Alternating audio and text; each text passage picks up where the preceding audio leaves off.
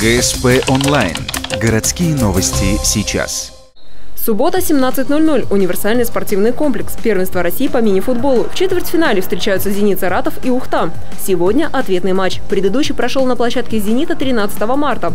Тогда хозяева впервые в истории одержали победу над ухтинцами. Свою роль сыграло отсутствие основного голкипера МФК «Ухта». Любимчик болельщиков, легионер Бруно Перейра Гомес, в Саратов не попал из-за погодных условий. Предыдущий матч окончился со счетом 4-1. Проиграли мы, потому что там чуть-чуть нестандартная площадка, узкая и короткая.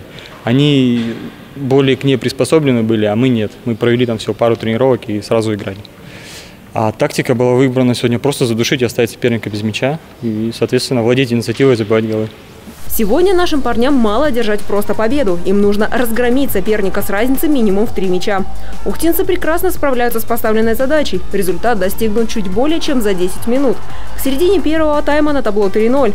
Счет удается размочить капитану «Зенита» Александру Козлову. Однако ухтинцев это только разодорило. В ответ 2 мяча. Отличились Вадим Максимов и Дмитрий Костюков.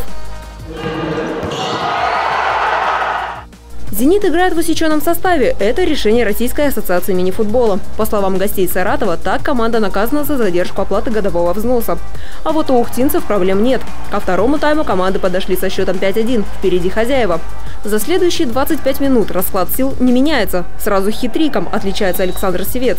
Итоговый счет 8-1. Победу одерживает Ухта. Конечно, амбиций-то было много, потому что надеялись на совсем на другую игру. Плюс 3 это задел довольно-таки неплохой был. Победа в Саратове 4-1, получается, что здесь мы плюс 3, и можно было и варьировать как-то ситуацию. А играя в шестером, еще раз повторюсь, против такой команды, это бессмысленно.